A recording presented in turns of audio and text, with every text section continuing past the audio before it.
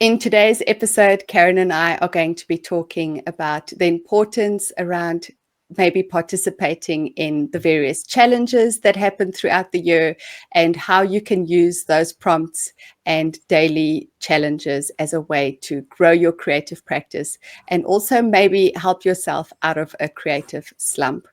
We're also going to be talking about ideas around setting goals and intentions for the year ahead, and maybe looking at how you can use your word of the year in your creative practice. So this is going to be a really interesting episode, and I hope that you enjoy it. Let's get into it.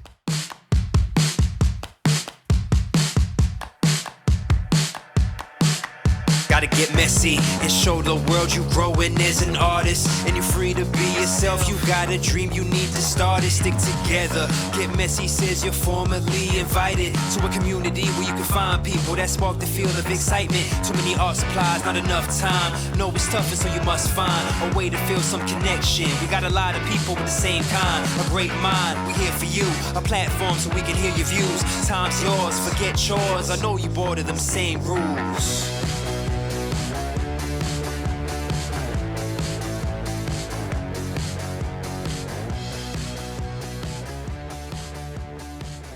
Hello, everyone, and welcome to another Get Messy podcast episode. Today, I'm going to be talking to Karen, and I am so excited for our chat.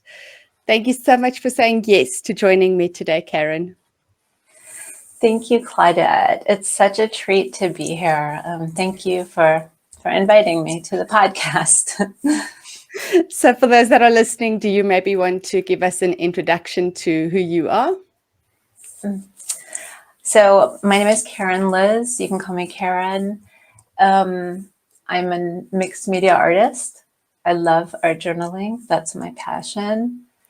And I was a Get Messy art teacher this year, which is a real highlight for me. So you can see my lesson there.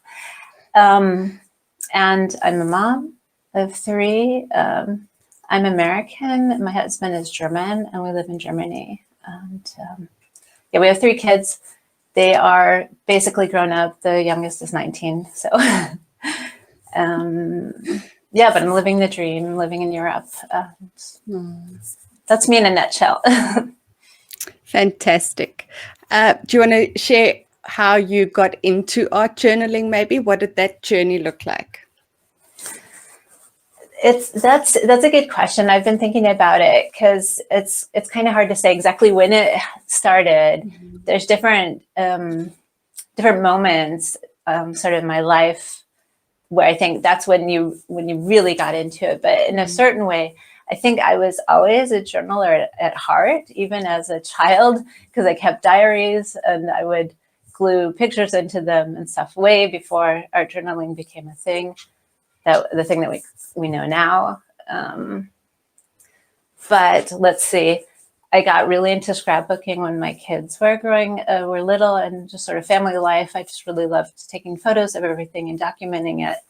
And that is still a huge passion of mine, to scrapbook. But art journaling is quite a bit different, actually. And it's not about other people, it's about yourself. And it's not as much like, I'm not taking my own photos. I'm using the images that I create through my paint and through other, perhaps like magazine images and collage and stuff, but it becomes my own like visual story. So yeah, I probably started in I think I was actually trying to get into it like 2015, 2016, but it wasn't really working as I wanted, because I was just seeing this amazing inspiration that just wasn't like, I couldn't translate it so quickly because I didn't have the experience. And then I think this happened for a lot of people during the pandemic. We were just like really forced to sit down and come like search within. And that's when I started to gradually make it into a daily habit. Yeah. And then there was actually a really pivotal moment for me. And I had already started art journaling. I had started sharing on Instagram, but I didn't know anyone. And I read on someone's, Michelle's Instagram, Raspberry Blue Sky, that she and Christine were going to do Art Journal Festival and meet up in Vienna. And I read it, and I knew at that moment, I was like, I have to go there. I have to be, I am so longing to be with like-minded people. And I went, and it was amazing. And it was also it was 2022. So pandemic was sort of coming to we were kind of seeing light at the end of the tunnel, and being with people again. And then being with artists for 3 days straight, and in a city full of art. It was completely amazing. And it gave me so much momentum and new enthusiasm and energy to really go a lot further than I had been going. And at that moment, I am so grateful to Michelle and Christine for starting that up. I think it's really important to connect with people, not this is awesome, you in South Africa, me up here in Germany, and people all over the world, wherever you're sitting right now watching this. This is amazing. But there's something incredibly powerful about being in person, sitting there cutting out little bits of paper and gluing and looking and see what they're doing and what you did. And I felt like I'm allowed to do this. I'm not the only one. I'm not the only crazy person having a lot of fun just gluing something down in a book. So. Oh, I love that. It's such a nice story. It's so beautiful to have a moment like that to be your catalyst into what is now your creative practice. Yeah, that's really true. Special. Yeah. Oh, I love that. Okay. So do you think that your style has changed a lot since that moment where you were sitting there in 2022? And yeah, I'm interested to know. Have you? Do you think that there's been a big shift in how you create since then? I think yes and no. I've definitely gotten better at certain techniques, and I can see. There's still so much I want to learn, but I see a development if I look at my older journals. But then I see things in my old journals. I'm like, oh, that's a cool thing. I can go back to that again. But for sure, the more you do it, the more the deeper you're going to get, and the more you're going to develop your artistic voice. But on the other hand, I think I have stayed true to certain things, like my colors that I love. So yes and no. Oh, I love that. So it makes me curious about your thoughts on, you sort of mentioned there that if you look back on your work, you think, oh, that was a great idea, I should go back to that. Do you often pull inspiration from things that you've done in the past? Or do you have this idea of, let's keep moving forward, let's not looking back, that's not where we're going? Yeah, I don't think I look back as much as I could. I was just, because I grabbed some journals right now before a podcast, and I was like, whoa. And they're only from May, Messy May. I was looking at, I was like, whoa, what did I do there? That's kind of interesting. I'm more likely to just come every day to new page and say, okay, today I'm going to make something new. It's interesting because there are some people that find it very inspiring to go back and look at old journals as a way to sort of find creative inspiration and move forward in that way. And then there are others that feel, that's it served its purpose and I'm going to keep looking forward. So I'm definitely a looking forward kind of person. I don't like looking back at old journals. It makes me very uncomfortable. I don't know what it is, but I can physically feel myself becoming more and more uncomfortable as I look at my old journals. So I don't look at old journals. I'm a looking forward kind of girl. I mean, I think it serves different purpose, and you might have a different moment where you need to look back, or you enjoy looking back to see the progress, or to get a new to remind yourself of something that you had once done. But I can definitely understand, like, if I look back at some of my old scrapbooks with the photographs and my kids, and I read what I write, and I think, God, you are so, I also think something sort of negative about myself, and I think, no, you took the time and you've grown. That's it. That shows you that you've changed and you've evolved, and you're not the same person that you were back then. And it's actually really cool that you took the time and did it, to write it down. But I think for the most part, I mean, because the creativity is like, we want to make stuff. We want to make new stuff and explore the next idea. Yeah, so maybe it's a balance. Maybe it's a balancing act between looking back and looking forward. Yeah, I think so. Yeah. I would have a problem because I've burnt most of my journals, so I can't look back. Oh, well, I have to. I mean, I had, like I was saying, when I was younger, before it was a thing, I had some in college, and they were a lot of writing and the postcards and art cards. I don't know what. I threw them in the fire at some point, and now I'm like, 20 years later, like that was like 30 years ago. Now I'm like, why did I would be curious to go back to that. But there was that moment I was like, oh, I am not that person anymore. I went through that. I don't want to relive, and it's fine. And I think I think that's actually really, I think it's good sometimes to say served its purpose, and it does not have to be a permanent thing. In fact, there's something very therapeutic about it. It clears the way for a lot of new life or new creativity to evolve when you've like really destroyed it.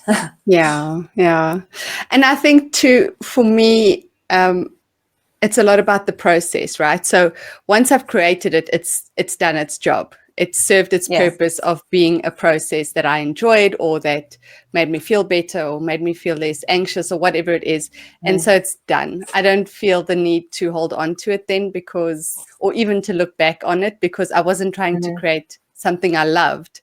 It was just something that I felt I needed to do in that moment. So yeah, I think maybe if it was that I was trying to document a certain kind of progression or development of an idea, I might feel differently about it, as opposed to a journal where I'm just sort of getting things out, right? So I think there's also the reason behind why you were creating a certain thing is also going to play a role on whether you want to look back or not. Definitely. That's a really good point. I can see that. Yeah. Okay, so let's chat about journal challenges. There are a lot of them around, and they happen very often. Do you think that there's benefit in participating in challenges? I definitely do. I think they're a wonderful opportunity, and it is a little bit scary. I think the first time I did one, and people were posting immediately, like every day, and it's like you're really showing up, and you're finding the time, you're making it happen. Even if you know that prompts maybe a couple of weeks ahead of time, it's a lot of art making, and I don't do every, the main ones. I don't do all of them all of the time, but I have participated in Junk Journal January twice, I think, and Messy May twice. The first Messy May I got it like only a week done, and then I just left it because spring is like hard for me. That's a hard time. There's just a lot of stuff happening in the garden and just in life in general. But this last spring I did get it done, and I did the July one once, I think, and And I've been doing the December challenges, the December daily, December daily with scrapbooking. I've done that too. December care December from Everything Art, and the Art Journal Advent. And we are in December right now, and I am working on the Art Journal Advent. So it's like half done. I'm interested to hear what are your thoughts on how people can approach it and how they can use it to develop their practice or their momentum. Yeah. So one thing I've learned is if you have a smaller format, that's really good, because you won't be overwhelmed by a large page or a large spread. You can also decide, are you just going to do one side of a page or like a whole page? But even then, when I keep it small, I'm much more likely to enjoy the challenge. And let's see, another thing is perhaps having sort of in your head a kind of color palette or a sort of a aesthetic vibe that you're kind of after. And that helps narrow things down at the very beginning, so you're not like, oh my God, like completely overwhelmed by all the possibilities of what you could do with this journal. And I think it is really, I think for me, what is really interesting about doing the journal prompt or journal challenges is maybe two or three things. One thing is everyone is out there inspiring each other. And it's not like a competition. It's more like, this is my take, or this is your take. And oh my God, this is cool. And we're just freely exchanging and sharing inspiration, which is, to me, it's like this huge collaborative idea. Actually, it's like a movement. It's like, okay, we all have our own little personal journal, but it's actually one huge body of work, especially if you're using the hashtag and you just see like all the things that are happening. And that, I think that's really exciting. Like it's the community aspect of it. And then there's a self-care aspect of it, because a lot of the prompts are often mindful. So you kind of search within, and the journals that I make using the challenges are always so different from the journals that I'm just doing on my own, because they're not the prompts I would have come up with myself. And I was like forced, because I forced myself to do it, and forced in a good way. I'm forced to like do something, and then looking at it at the end of the month or later brings me a lot of joy, thinking, that's an interesting way you like approach that or this or that prompt. So it brings me joy from that aspect too. Yeah, and I always find the prompts really inspiring because, as you say, it's something different to what you might normally do. So you're forced to think about things differently and to have a completely different strategy to how you would normally approach a page, because it's someone else's idea that you are using as a starting off point. So I always love the work that's produced from prompts. I think there's just a different energy about it. Yeah. In fact, I'm thinking, I'm just getting this thought right now. If you're doing Get Messy seasons and you're working along, it's sort of the same idea. You're letting that season, all the inspiration, all the quotes that people, or all the thoughts that people are exchanging, flow into your journal. And it's like the diving board or the catalyst or whatever to get in. We're all going to have completely different things at the end, but there's that commonness of it, and you probably have learned a couple new things from it, not just in your art, but in yourself. Yeah, that is so true, and I love that you've seen the connection between, as you say, prompts and challenges and the Get Messy seasons, because it's one of the things that immediately drew me to Get Messy was that there's a different teacher every week, and their perspective is sort of influential in how you are going to approach that week's art making, because you've got the video and their prompts and their inspiration. And so I feel it's such a nice way to be able to grow your practice organically, because you are constantly trying out different techniques, different styles, different ideas. And so every week is like a little mini exploration that you get to do to see, did I enjoy that or not so much, or, whatever the case may be. So I know it might be difficult for you to say which is your favorite challenge, but are there some that are a highlight for you every year? It's hard to say. It's hard to say. I have gotten quite attached to the art journal Advent. Maybe I'm just saying that because that's what I'm in right now. I don't know.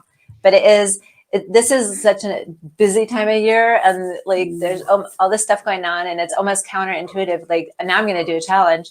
But on the other hand, knowing all of the things that are going on, I might not even get to my art journal that much.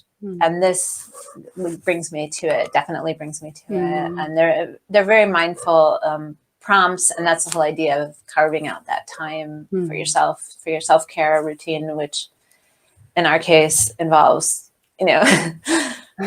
slapping down some paint and journaling and making some art.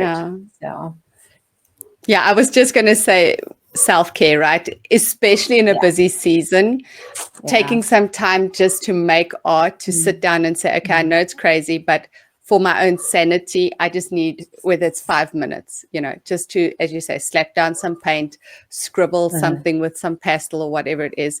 But I think it's in those times where it feels like art is the last thing you should be doing. That's often the moment where you should actually be like really digging in and just carving out a few minutes for yourself. Yeah, exactly. You said it perfectly. That's exactly what I meant. Yeah. And it's, so I would say the December 12th are good. But I mean, on the other hand, the January one is good because like a new year, we're going to start new. Although I will decide, like right now, I'm like, I'm not going to do January because I need to focus on other stuff. But I know what's going to happen on January, like on December 29th, I'll be like, I think I'll do the junk journal January after all. We'll see. I'm open. I'm open to spontaneity in my art and in my journals. Yeah. Actually, I have some ideas for January from classes that I took in the last 12 or 11 months of Get Messy Art, which I haven't, like, sometimes I don't, sometimes people do something really amazing. I'm like, oh, I want to use that to spark my own. And then you just don't do it because you get so busy with other stuff. And so I have a couple things in my head still from last year that I need to go back to that one more time. Yeah. I love that. Yeah, it's so funny because when you were talking about December, and I was going to say, and January, right? Like you start the year off with a challenge and that just feels right. Yeah. And then May comes along and how could you say no to Messy May? And right. That's so fun. Yeah. So they all have their place and their purpose. I think that's exactly. Yeah. Oh, okay. So you were talking about ideas that you might come across through lessons or just inspiration that you might find, and sometimes you just can't do that in that moment. Life's busy or you've got other projects. Have you got a way of saving those ideas? You mean writing them down? I don't know. Is there a strategy? Have you got like a folder that you put them in? Do you write them down? I don't know. Have you got some kind of system? I don't really have a good system. I mean, those are literally just in my head. And I mean, I do have a system. This might be a similar system. I have this. I think it was also like in 2021. I started making an art journal. Like it was like literally a journal of my art where I write down with words, like kind of where I am, what my goals are, what I want to see happen. And I think Kaylee had something on Get Messy Art had like a year in review and like a bunch of questions, and I would put that in there. And I was flipping through that the other day, and I'm on my second one now because that was like 2 or 3 years ago. And that is a perfect place for writing down. I saw this class I want to go back to, I didn't have time, or I would write down in there, I did this class and this is what I learned from it. And that really helped me in this way. And I don't go to this journal every day or even every week, but say maybe once a month or something. And that is a good, it's a good overview. And when I was looking at it before this podcast, because I wanted to sort of see like my journey in writing, what I thought was important to write down. And I saw a lot of goals in there and a lot of dreams that a lot of them happened. So there is like very much power in writing it down. And then there was several things that were like, that idea was cool at the moment, but I'm like, I don't even want to, I'm not even interested in that anymore. And then there's things that happened. It's funny. It's funny when you like get all inspired and you're like, I'm gonna do that. And you're like, nah. But then there's things that happens. It really does happen. Like in the moment, you think this is the best thing ever. Yeah, and if you just give it a month or two and you go back and you think like, why was I even interested? Right. Yeah. And so it's good to, I guess that would be my way of organizing like those kind of random ideas, or not random ideas, like making them not random, making them, writing them down to give them that, that weight or that importance in your life. And that is interesting to review later and see, did you, where did you make progress, and where did things happen that you didn't even expect to happen, and it's all part of that whole journey, and that's really amazing. Yeah, that's true. So have you got a strategy for the year ahead already? You've sort of mentioned a little bit about reviewing and then looking ahead. Do you sort of try and plan your year out, or are you just happy to see where it goes? Yeah, I'm not like I'm probably not like an ideal person for planning and having like definite, like, all of these steps are going to happen and I have a timeline and stuff. I'm a lot more organic. I'm like, we'll see. But I definitely, I do write down intentions or goals, or doing the word of the year, things like that. It's like a sort of a delicate balance, like you were talking about before. Yes. I don't like to, maybe I'm almost a little, like, what's the word? I don't want to plan too much, because I want to tempt fate, but I also, I do want to have like sort of a, you're going to achieve your goals a lot more if you think about them and write them down. So, yeah. So it's a loose framework. It's very loose. It's quite loose. Yeah.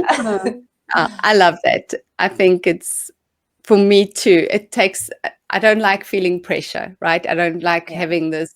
If I set an expectation for myself, I get disappointed if I don't achieve that, right? And so I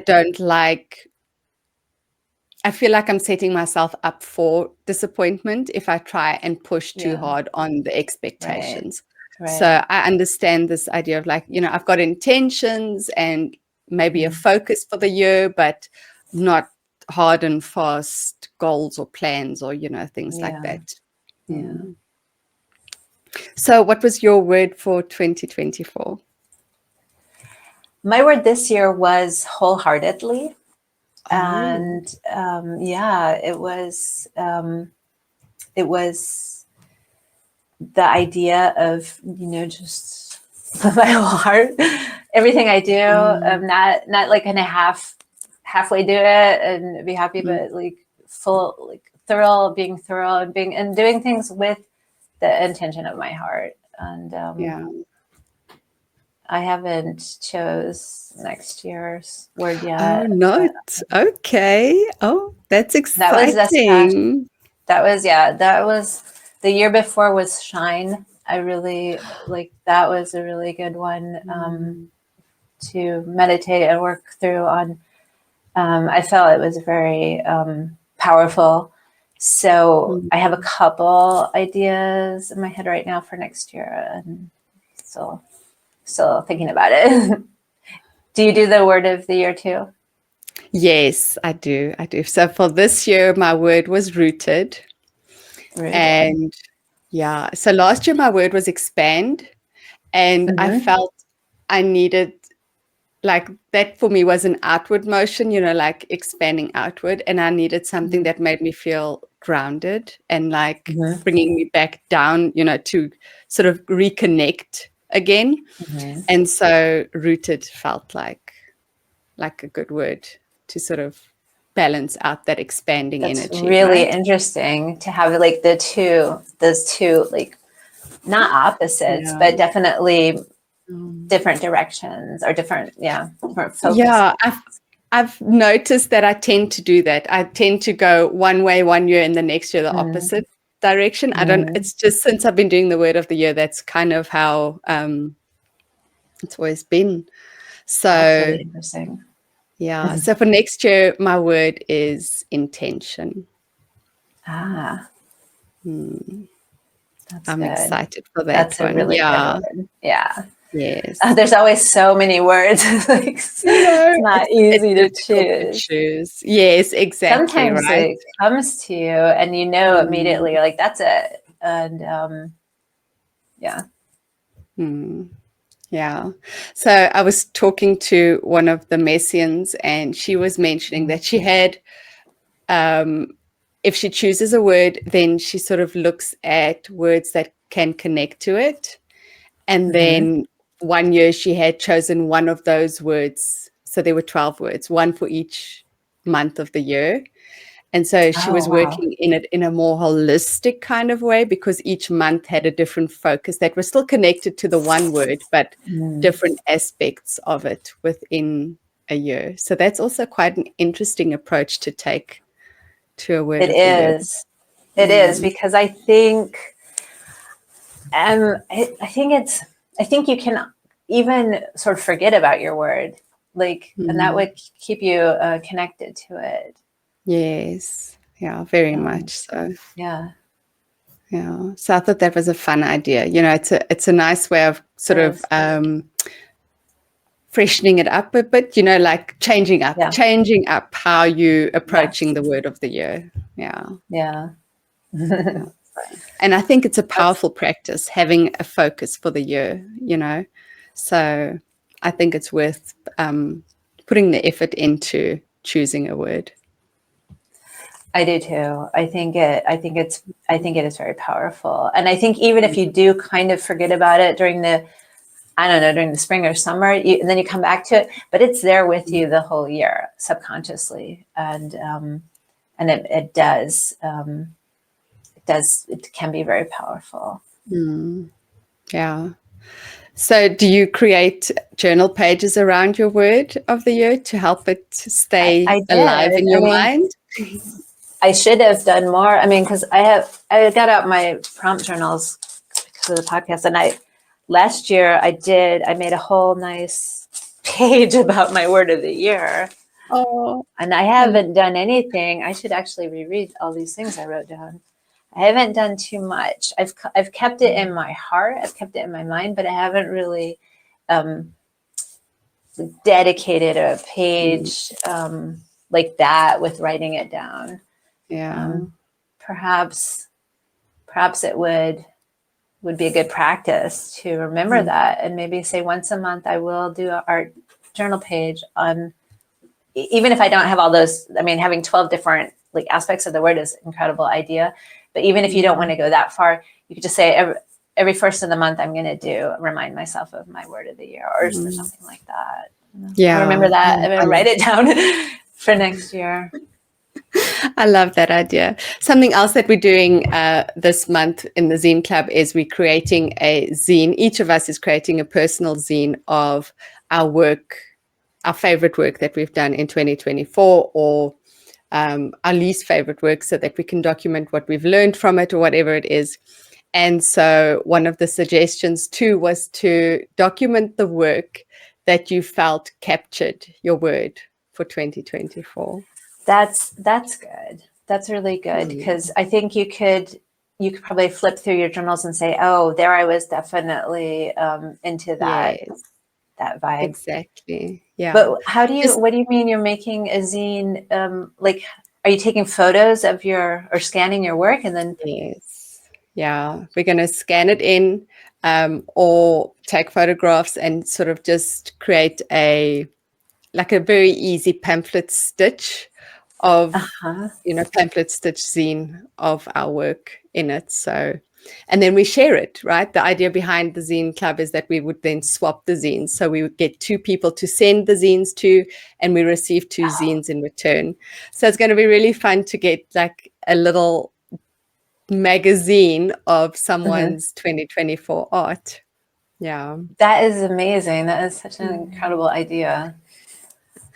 Yeah, I think it's going to be fun it's a nice way to be able to look back at your year, because a lot of times you're creating and you forget what you've done, in the year. And so just to go back and say, okay, I'm going to choose my favorite 12 images or whatever it is, however many you decide to go for.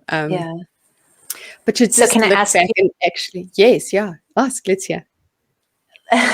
but you say you don't really like looking back at your older work, or is that like work from many years before? Like, is this a hard challenge for you? I would finish up, like, once 2024 is done, it would be done. Then it's finished. Then I'm not looking at it again. But Okay. I feel like But for now, I would have wrapped up. Yes, yeah, I would have wrapped up this year, and then we finished with it. Then we're laying it to rest. We start again next year. Yeah. Yeah, so it's quite interesting the way that people choose to approach even like this now, gathering your inspiration. Are you going to be gathering work you loved, work that you didn't love but that taught you something, or how were you showing up for yourself in the year? I love that art journaling is so personal, right? Yeah. Okay, so I've been doing a lot of talking. I want to hear from you. What is your favorite color? If you could choose only one color, it's a question that I love asking because the answers are always so interesting. So what would your one color be if you could only have one color to work with for the rest of your art career, and why? It's so mean because I love all the colors.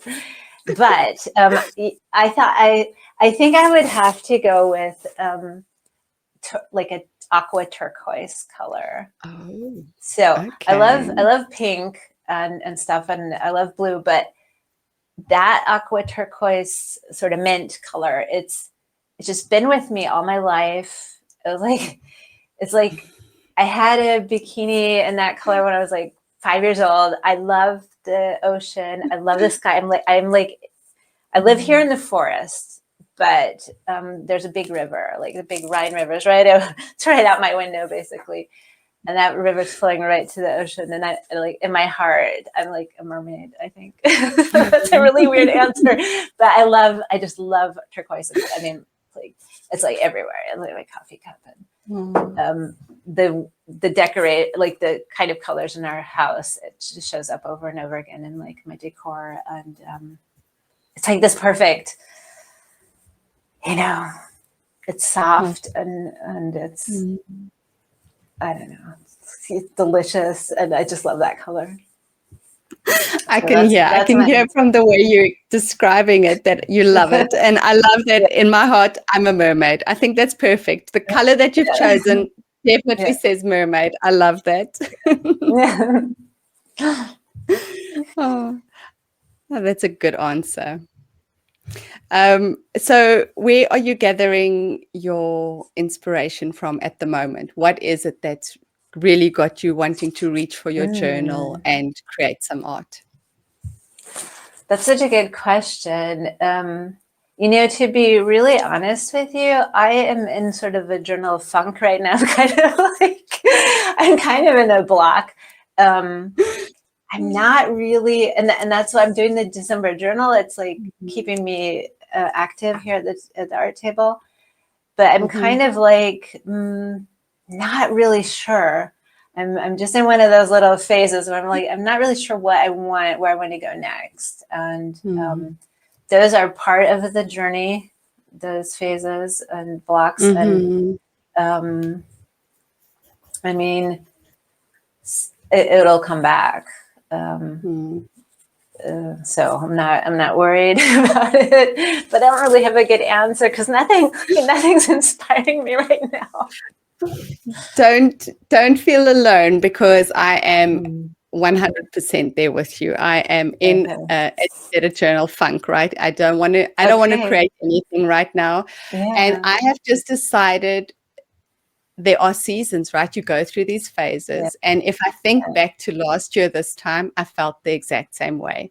And so I've just decided it's the end of the year. I've worked hard throughout the year to stay creatively active. And I think it's important sometimes to just take a rest and to let your well fill up again. And so I'm just accepting that it's okay. It's going to be like this for a few weeks. And then when the new year comes and there's new energy and a new excitement, it's all going to be back there. And I'm going to want to create again. Yeah, it's really important. I mean, if you've been through it a couple of times, you're like, okay, don't freak out about it. But if it's like, if you're newer to art journaling or art practice, it can be like frightening or scary because you're like, what if I never make anything again? But it will. And if I just get really, if I just really don't know what I've found that just doing a different creative thing, and usually for me, it's taking photos. Like taking photos helps me get back. Like I'm visual because I'm such a visual. We're all visual, like especially in this tribe where we're visual people. Photography, and it's so simple with your phone, digital camera, or your smartphone to take awesome photos. And that you just walk around outside or something, look at nature, and then that's the first thing. I'm like, okay, I can take a photo. That's being creative. Or I can, I might just be making dinner. Like, I'm just going to make it a little prettier than normal and look at the colors or look at the composition on the plate and make a pizza, put everything on it nice. And it will come back. And then all of a sudden, boom, and you got like a new flow and a new energy. And that's really exhilarating too when it comes back. Yeah, that is so true.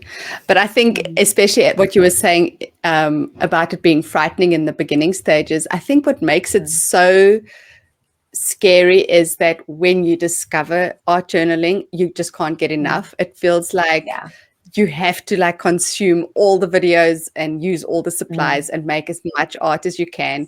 And it's just like this. I know for me, it was this obsession. Like I just wanted to be doing it all day, every day.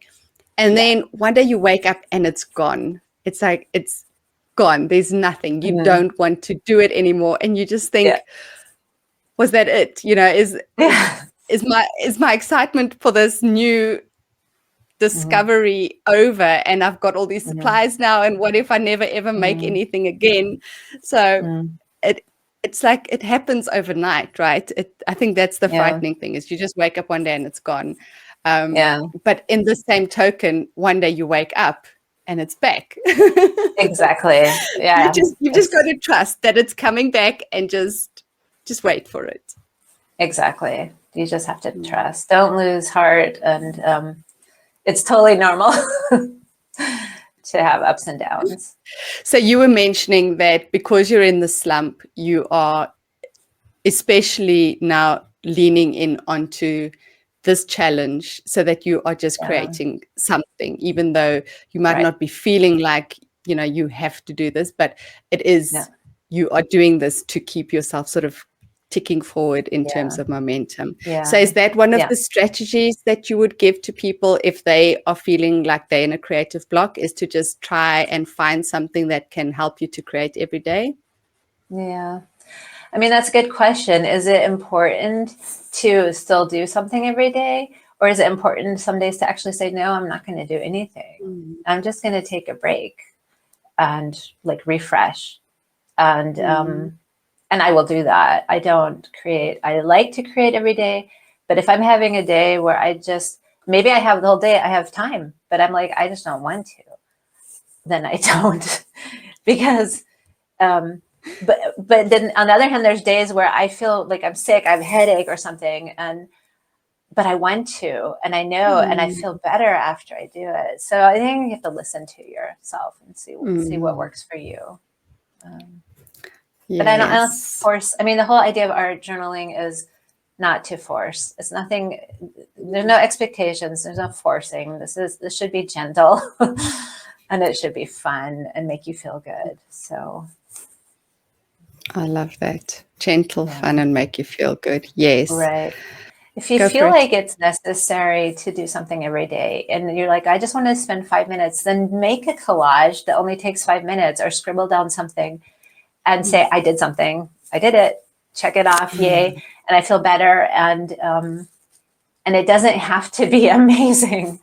And you don't have to post it on social media or anything. You just make it and then turn the page and on the next day and see what happens, or cover it up. I do that a lot. I make really like horrible things and then I cover them up, and then something good might happen out of it. Yeah. Sometimes you just need to make a mess, right? Just to get that. It just feels like almost like the energy is clogged, and by allowing that mess to come out on the page, you make space for what really needs to come out, for that, it's as you said, that beautiful art to come out. Yeah, it's so true. It sounds really weird and counterintuitive and strange, but it's true, and it does work like that a lot. Yeah.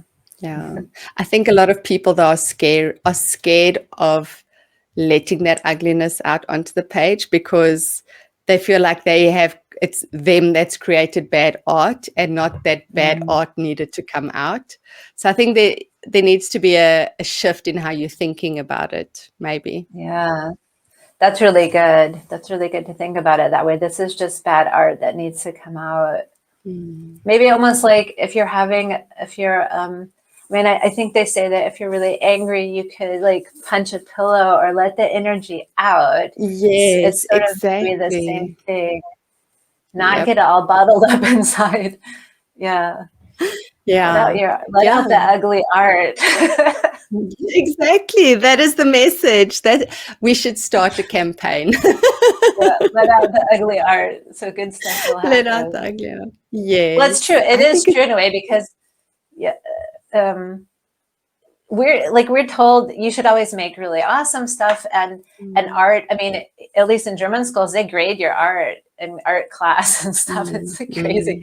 So you're under all this pressure, and there should be more. Yeah, there probably should be more of this giving value to creating a mess and creating things that aren't beautiful. Yeah. Okay, I'm writing this down. Okay, good. Very good. Do you have like a nice journal that like a written where you write it down?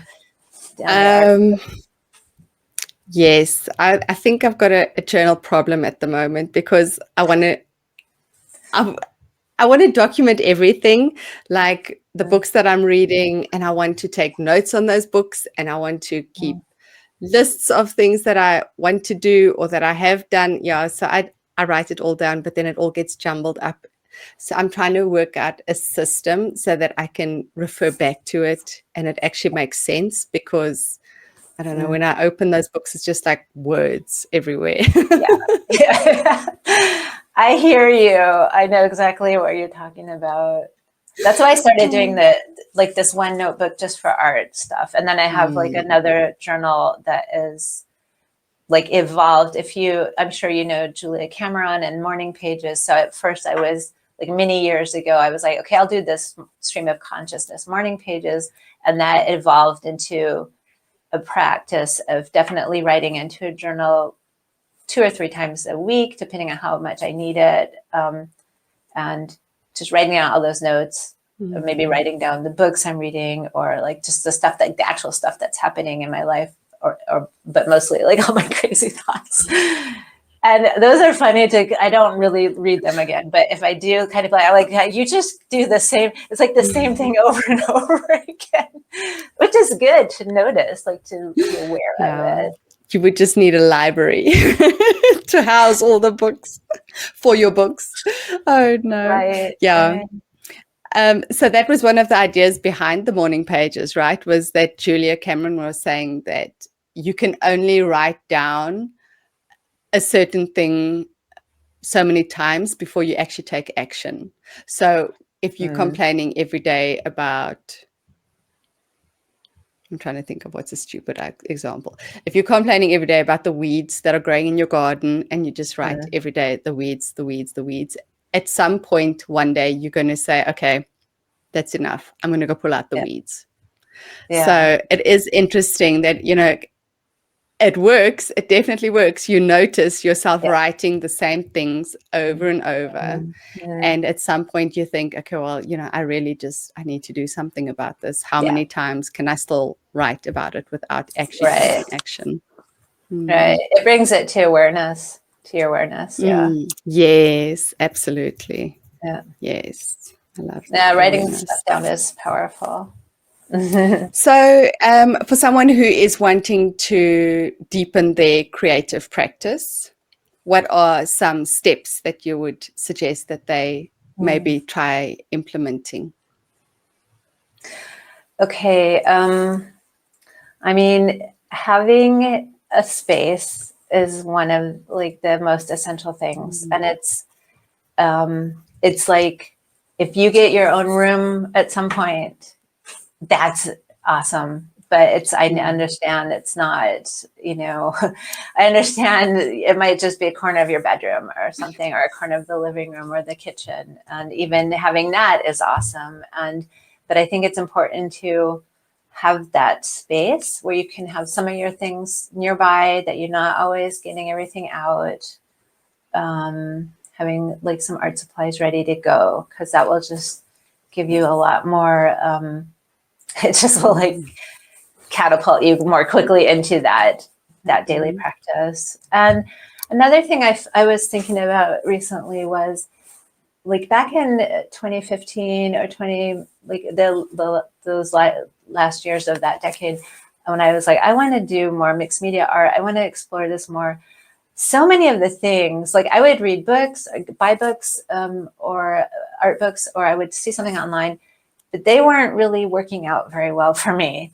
And I think it was like, I think I was really trying with mediocre materials. So I think you have to say, I'm going to spend some money on better supplies. And there are better supplies that still are like the top supplies that cost tons of money, but you'll have so much better results. And I know, like, I bought these Japanese watercolors at one point. They're really expensive, but I love them. You will love how your work looks. It will look better. And that the whole like process is more fulfilling. So I'm having the time and space, like having the space, having some good materials, and you don't have to buy like 1,000 Japanese watercolors, but if you get the small set, and you're like, okay, like $100 or whatever, it seems like a lot of money. You can get it cheap. You can get it cheap at IKEA or whatever, and maybe that works for you. But for me, I found that having a little bit better quality paper and materials made a difference for me. It does. It absolutely makes a difference. Yeah. It's worth it. And you might make a few mistakes. Like I'm just looking over there at this jar of brush pens. I got them in all these different colors. I never use them. That's why they're in the jar, and I see them. So you might, then you swap maybe with someone. Might find out I'm not really into that technique, but still, like, buy a couple things, buy 3 brush pens. Don't go buy 30 of them. It's hard to decide what color you want. They're also beautiful, but having the I love the idea of swapping, though. I love that idea of swapping with someone else, because someone else might have bought watercolors that they don't like. That they might have thought, I want to start trying watercolors, and then done a few spreads and decided that is just not for me. And so you could do a swap and then feel like you haven't wasted your money. So that's a fantastic idea. That's good. And that like brings to the next point, is like connecting with people, like not only online, but like in person if possible. And it's hard. I mean, for me, it's hard. I live out in the country, and most people around me are like awesome people, but they're not into art and they're not into art journaling. And it's, you need to have like that community of like-minded people that will also really help your practice. Absolutely. I agree 100%. Yeah. And as you say, if you can't do it in person, obviously in person is like number one, because there is something magical about being with someone in a physical space creating. It is totally different. But if you can't do in person, then the next best thing would be online, right? Yeah. It's just, and that's like, that's so, I'm so grateful for that every day, that we live in a world. I know there's a lot of crazy stuff in the world, and that people are worried about how much screen time you've had. And sometimes I look and think, how long have you been on your phone today? But connecting is so fulfilling. And yeah, I'm grateful for like the international community that can result of that. Yeah. And I think the other thing is, right, like you were saying, you're in a place where people don't understand art journaling, or they're not really interested in art journaling. I'm in the same boat. And so just finding people online who understand your excitement and who are inspired by the same things that you are, it's just so beneficial to your practice, because you don't feel weird. You feel like you've got people that understand what you're talking about and that understand your excitement. And I think that just helps you to be able to feel comfortable to grow your practice too. Yeah. Yeah. It's really important. It's, I mean, there's probably some people who can do it all by themselves, but I think most of us need the community and benefit from it. Yeah. And there's no reason to have to try and do it by yourself. It's always better to have a friend along with you than to do it, to do a solo journey, I think. Yeah, it's so true. And you were asking me like what plans for, you weren't asking me concrete plans for, but if I was, how I planned. And I just thought of a new thing. It's not a new thing, but it's something when I sit down and do my end of the year review and sort of goals for next year, to find those dates, those art dates with other people, or like a group, like the Art Journal Festival, or whatever it might be in your area, hanging out with people at the cafe and making art together, or making a special weekend out of it or something. It's so important. And if we think about it now, we can make it happen in 2025.